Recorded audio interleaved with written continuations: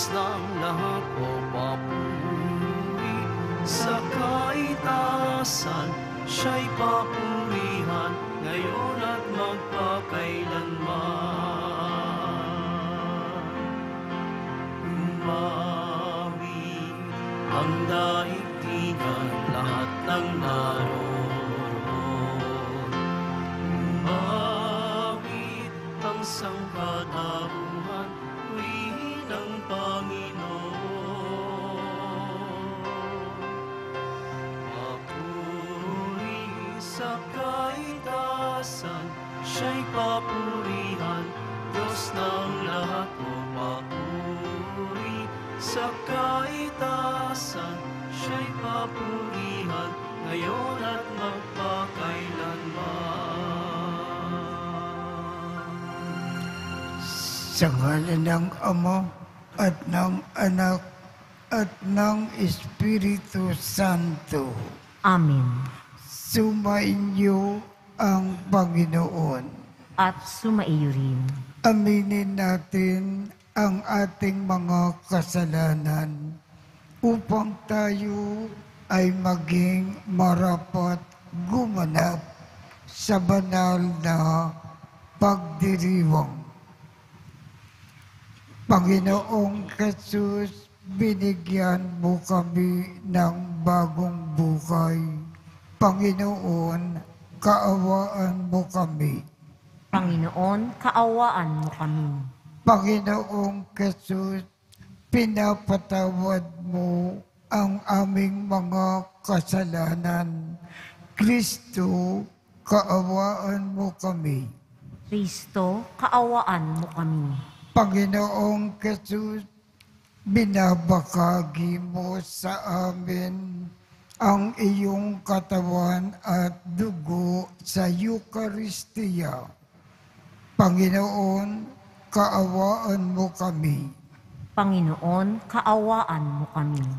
Kaawaan tayo ng Diyos Amang makapangyarihan. Patawarin ang ating mga kasalanan at patnubayan tayo sa buhay na walang hanggan. Amen. Manalangin tayo.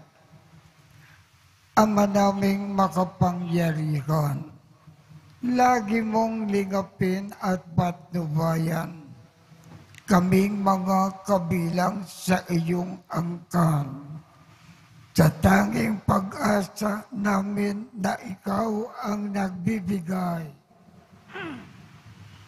kami ay tangkilikin mo at laging subaybayan.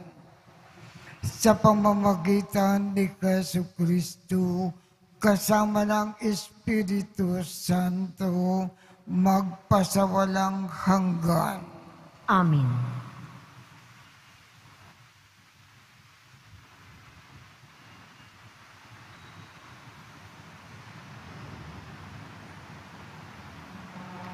Pagbasa mula sa unang aklat ng mga hari.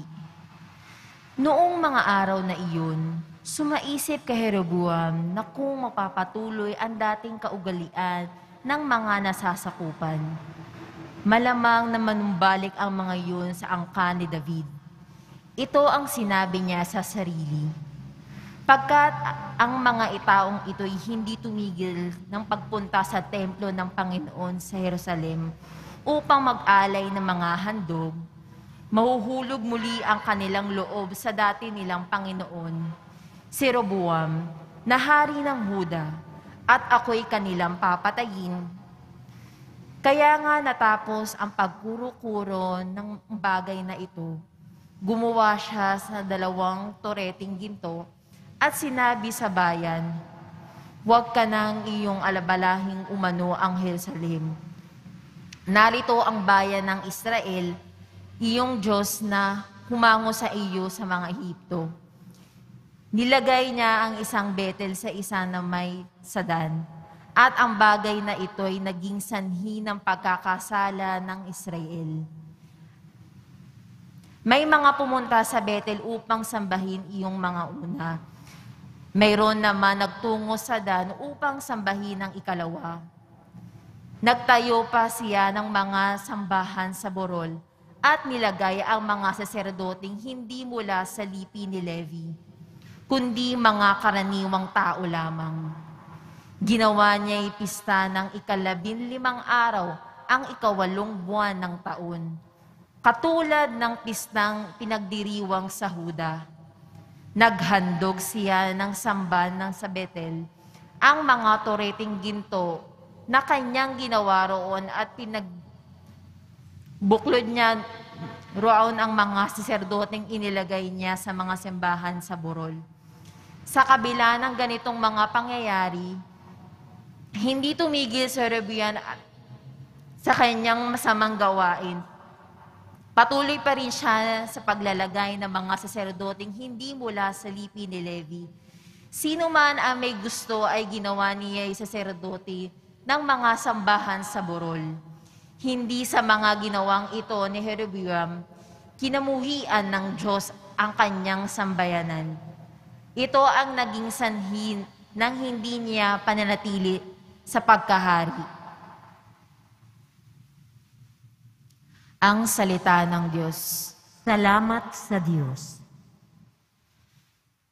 Panginoon, masintahin, ang bayan mo'y gunitain.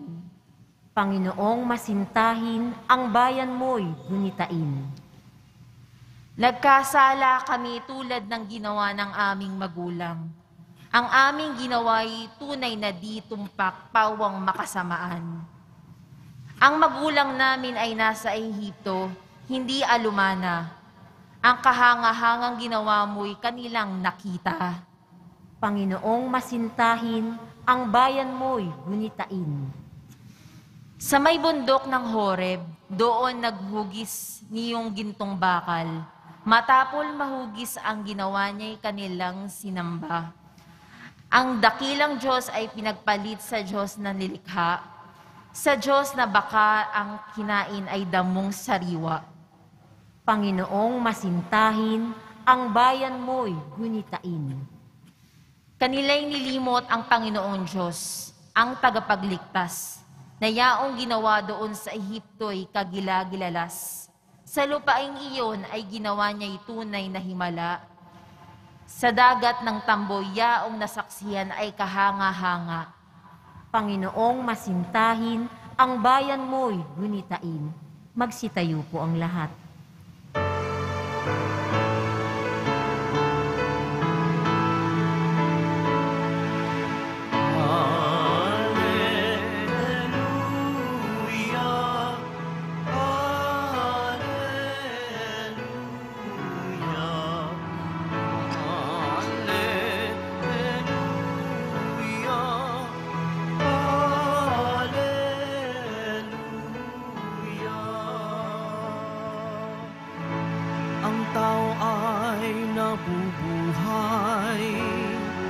Sa salita ng may kapal na pagkain kanyang bigay.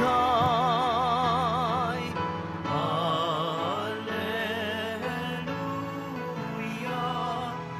Alleluia,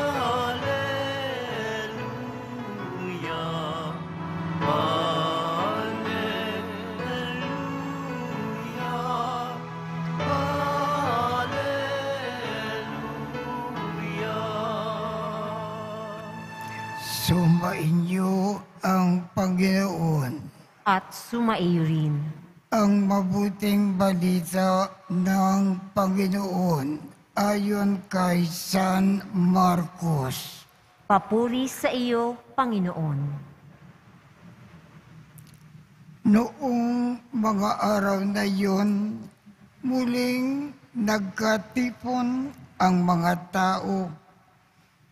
Naubos na nila ang kanilang pagkain, kaya't tinawag ni Jesus ang kanyang mga alagad at sinabi sa kanila, "Nakakabag ako sa mga taong ito, sapagkat 3 araw na ngayon nakasama ko sila at wala na silang makain. Kung pauuwiin ko ng gutom, maghihilot sila sa daan. Galing pa naman sa malayo ang ilan sa kanila. Saan po tayo kukuha ng tinapay dito sa ilang para magkasya sa ganitong karaming tao? Tugon ng mga alagad. Ilan ang tinapay ninyo? Tanong ni Jesus. 7 po, sagot nila. Ang mga tao ay pinaupo ni Jesus sa lupa. Kinuha niya ang 7 tinapay at nagpasalamat sa Diyos. Pinagpira-piraso niya ang mga iyon at ibinigay sa mga alagad upang ipamahagi sa mga tao. Gayon nga ang ginawa ng mga alagad. Mayroon din silang ilang maliliit na isda. Muli siyang nagpasalamat sa Diyos at iniutos niyang ibigay din iyon sa mga tao. Kumain ang lahat at nabusog. At nang tipunin nila ang mga pira-pirasong tinapay na lumabis, nakapuno sila ng 7 bakul na malalaki. At may 4,000 ang kumain. Pinayaon ni Jesus ang mga tao. Saka siya sumakay sa bangka kasama ang kanyang mga alagad at nagtungo sa lupain ng Dalmanuta. Ang mabuting balita ng Panginoon. Pinupuri ka namin, Panginoong Hesukristo. Magsiupo po ang lahat. Nang makita ni Jesus ang napakaraming tao at sila ay nagugutom, pinakain ni Jesus ang lahat ng mga tao at ang lahat ng mga tao ay nabusog. Ano ang ibig ipaalam sa atin ng Panginoon? Kung makikita natin ang mga tao ay nangangailangan, abutan natin sila ng tulong kaagad. Tayo ay tumulong sa mga nangangailangan. Kung ang Panginoon ay nagkakawang gawa, lahat din tayong mga Kristiyano magkawang gawa din. Kung may mga taong nangangailangan, tulungan natin sila tulad ng ginawa ng ating Panginoon. Magsitayo po ang lahat.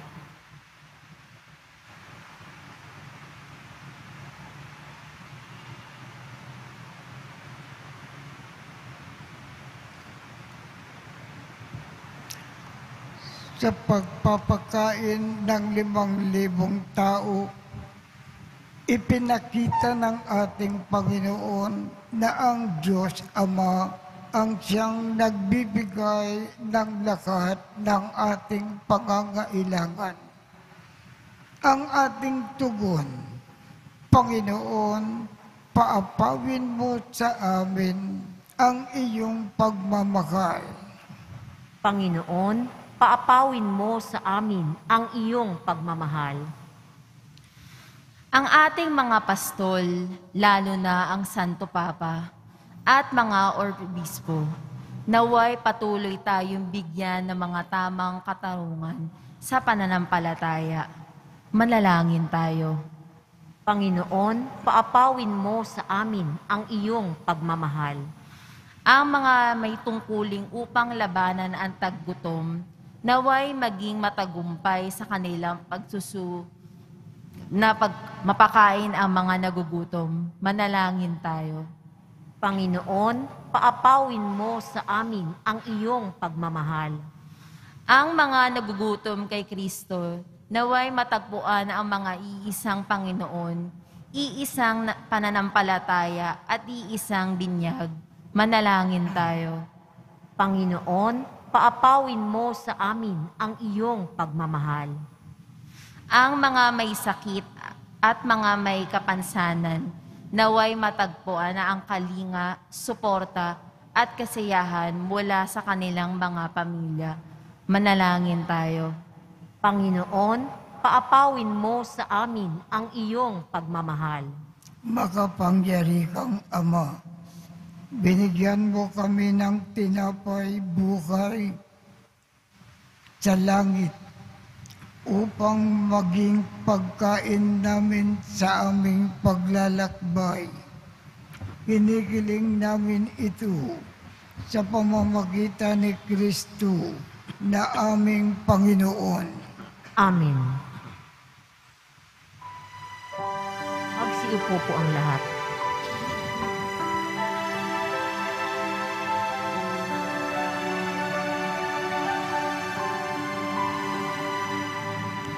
O Diyos, ang di mabilang, tanggapin mo yaring aming alay. Gawin ito bilang tanda ng aming kaligtasan. Narito, O Ama, alak at tinapay, bunga ng lupa at ng aming paggawa.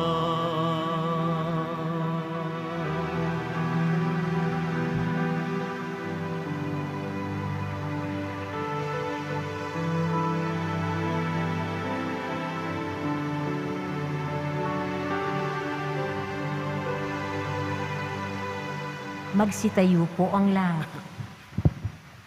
Manalangin kayo upang ang pag-aakin natin ay kalugdan ng Diyos Amang makapangyarihan.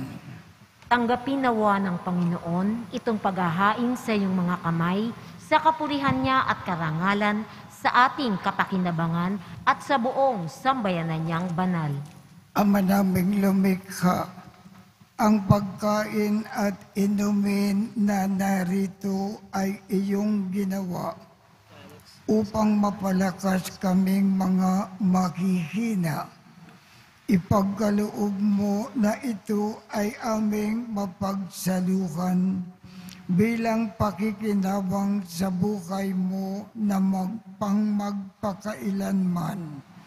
Sa pamamagitan ni Jesu Kristo, kasama ng Espiritu Santo, magpasawalang hanggan.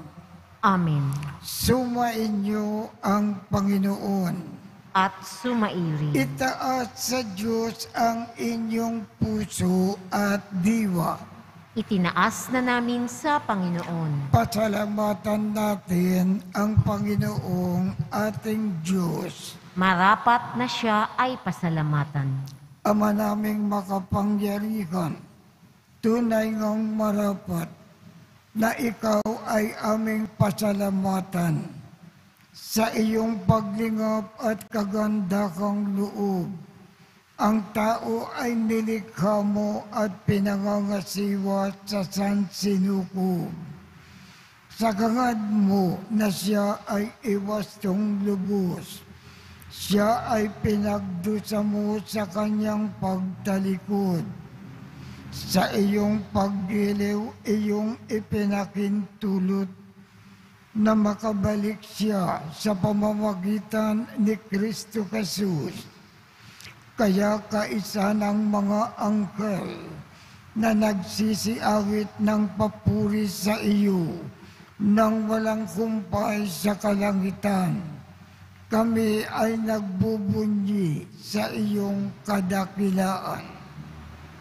Santo, Santo, Santo, Panginoong Diyos ng mga hukbo, napupuno ang langit at lupa ng kadakilaan mo, hosana sa kaitaasan. Pinagpala ang naparirito sa ngalan ng Panginoon, hosana sa kaitaasan. Magsiluhod po ang lahat. Ama naming banal, ikaw ang bukal ng tanang kabanalan. Kaya't sa pamamagitan ng iyong Espiritu, gawin mong banal ang mga kaloob na ito, upang para sa amin ay maging katawan at dugo ng aming Panginoong Jesucristo. Bago niya pinagtiisang kusang loob na maging handog, hinawakan niya ang tinapay, pinasalamatan kanya, pinaghati-hati niya iyon, iniabot sa kanyang mga alagad at sinabi, "Tanggapin ninyong lakat ito at kanin. Ito ang aking katawan na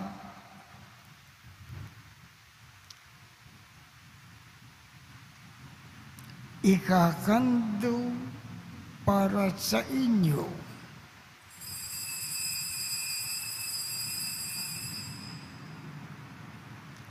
Gayon din naman, noong matapos ang hapunan, hinawakan niya ang kalis. Muli kanyang pinasalamatan. Iniabot niya ang kalis sa kanyang mga alagad at sinabi, "Tanggapin ninyong lakat ito at inumin. Ito ang kalis ng aking dugo, ng bago at walang hanggang tipan, ang aking dugo na ibubuhos para sa inyo at para sa lahat sa ikapagpapatawad ng mga kasalanan. Gawin ninyo ito sa pag-alaala sa akin."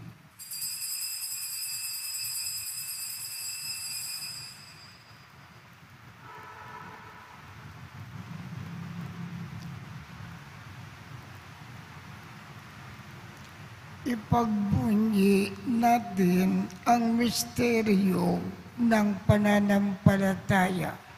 Magsitayo po ang lahat. Si Kristo ay gunitain, sarili ay inihain, bilang pagkain, inumin, pinagsasaluhan natin hanggang sa siya'y dumating. Ama, ginagawa namin ngayon ang pag-alala sa pagkamatay at muling pagkabuhay ng iyong anak. Kaya't iniaalay namin sa iyo ang tinapay na nagbibigay buhay at ang kalis na nagkakaloob ng kaligtasan. Kami ay nagpapasalamat dahil kami ay iyong minarapat na tumayo sa harap mo para maglingkod sa iyo. Isinasamo namin kaming magsasalo-salo sa katawan at dugo ni Kristo ay mabuklod sa pagkakaisa sa pamamagitan ng Espiritu Santo. Ama, lingapin mo ang iyong simbahang laganap sa buong daigdig. Puspusin mo kami sa pag-ibig. Kaisa ni Francisco, aming Papa, Jose, aming Obispo, at ng Tanang Kaparian. Alalakanin mo rin ang mga kapatid naming nakimlay nang may pag-asa na sila ay muling mabubuhay. Gayon din ang lakat ng mga pumanaw. Kaawaan mo sila at patuloyin sa iyong kaliwanagan. Kaawaan mo at pagindapatin kaming lakat na makasalo sa iyong buhay na walang wakas. Kaisa ng mahal na Birhen Maria na ina ng Diyos, ng kabiyak ng puso niyang si San Jose, kaisa ng mga apostol at ng lahat ng mga banal na namuhay dito sa daigdig ng kalugod-lugod sa iyo. Maipagdiwang nawa namin ang pagpupuri sa ikararangal mo sa pamamagitan ng iyong anak na aming Panginoong Jesucristo. Sa pamamagitan ni Kristo, kasama niya at sa Kanya, ang lakat ng parangal at papuri ay sa iyo, Diyos amang makapangyarihan, kasama ng Espiritu Santo, magpasawalang hanggan. Amen. Sa tagubilin ng mga nakagagaling na utos at turo ng Panginoong ating Diyos, ipakayag natin ng lakas loob. Ama namin, sumasalangit ka, sambahin ang ngalan mo, mapasa amin ang kakariyan mo, sundin ang loob mo dito sa lupa para nang sa langit. Bigyan mo kami ngayon ng aming kakanin sa araw-araw at patawarin mo kami sa aming mga sala para ng pagpapatawad namin sa mga nagkakasala sa amin. At huwag mo kaming ipakintulot sa tukso at iadya mo kami sa lakat ng masama. Hinikiling namin, Ama, iadya mo kami sa lakat ng masama. Pagkalooban kami ng kapayapaan sa araw-araw. Iligtas sa kasalanan at ilayo sa lakat ng kapakamakan. Samantalang aming pinananabikan ang dakilang araw ng pagpapahayag ng tagapagligtas naming si Jesucristo. Sapagkat iyo ang kaharian at ang kapangyarihan at ang kapurihan magpakailanman. Amen. Panginoong Jesucristo, sinabi mo sa iyong mga apostol, kapayapaan ang iniiwan ko sa inyo. Ang aking kapayapaan ang ibinibigay ko sa inyo. Tungkayan mo ang aming pananampalataya at huwag ang aming mga pagkakasala. Pagkalooban mo kami ng kapayapaan at pagkakaisa ayon sa iyong kalooban, kasama ng Espiritu Santo, magpasawalang hanggan. Amen. Ang kapayapaan ng Panginoon ay laging sumainyo. At sumaiyo rin. Magbigayan tayo ng kapayapaan sa isa't isa. Kordero ng Diyos na nag-aalis ng mga kasalanan ng sanlibutan, maawa ka sa amin. Kordero ng Diyos na nag-aalis ng mga kasalanan ng sanlibutan, maawa ka sa amin. Kordero ng Diyos na nag-aalis ng mga kasalanan ng sanlibutan, ipagkaloob mo sa amin ang kapayapaan. Ito ang Magsinod kordero ng Diyos. Ito ang nag-aalis ng mga kasalanan ng sanlibutan. Mapalad ang mga inaanyayakan sa kanyang piging. Panginoon, hindi ako karapat-dapat na magpatuloy sa iyo, ngunit sa isang salita mo lamang ay gagaling na ako.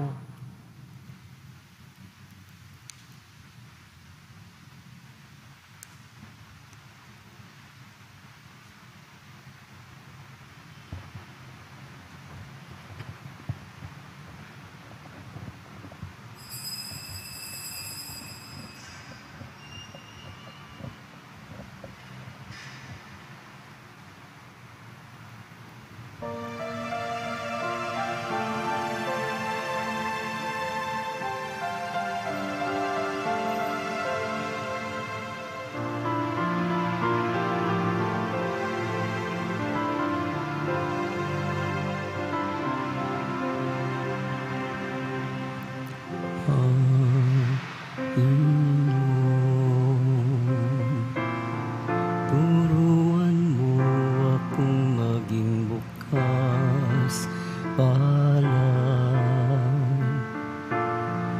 Turuan mo akong maglingkod sa iyo, na magbigay ng alon sa nararapat, na walang hinihintay mula sa'yo. Na makibakang di inaalintangan, mga hirap na dinaranas sa tuwin ay magsumikap na hindi humahanap ng kapalit na kaginhawa, na di naghihintay kundi ang aking mahatid, na ang loob mo'y siyang sinusundan.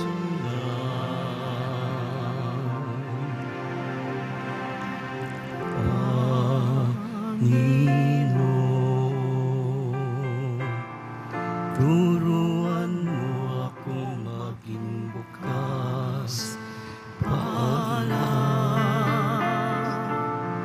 Turuan mo akong maglingkod sa iyo, na magbigay ng ayon sa nararapat, na walang hinihintay mula sa'yo. Magsitayo na po ang lahat. Manalangin tayo. Ama naming mapagmahal, sa pagkain at inumin na pagkakaisa ang ibinigay, kami ay niloob mo na makapakinabang. Kaisa ni Kristo, kami nawa ay makapamuhay upang makapamunga ng may kagalakan para sa kapakanan ng aming kapwa-tao sa sanlibutan. Sa pamamagitan niya, kasama ng Espiritu Santo, magpasawalang hanggan. Amen. Sumainyo ang Panginoon At sumaiyo rin. at pagpalain kayong lahat ng makapangyarihang Diyos, Ama, Anak, at Espiritu Santo. Amen. Tapos na po ang misa. Humayo tayong mapayapa. Salamat sa Diyos.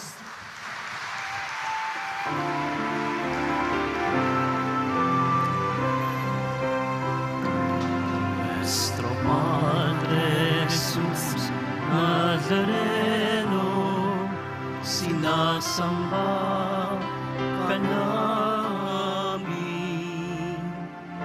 pinipinto ka namin, aral mo ang aming buhay at kaligtasan. Nuestro Padre Jesus Nazareno, iligtas mo kami sa kasalanan. Ang krus mong kinamatayan ay sagisag ng aming kaligtasan. Nuestro Padre Jesus Nazareno, dinarangal ka namin. Nuestro Padre Jesus Nazareno, nilulwalhati ka namin. Nuestro Padre Jesus Nazareno, dinarangal ka namin. Nuestro Padre Jesus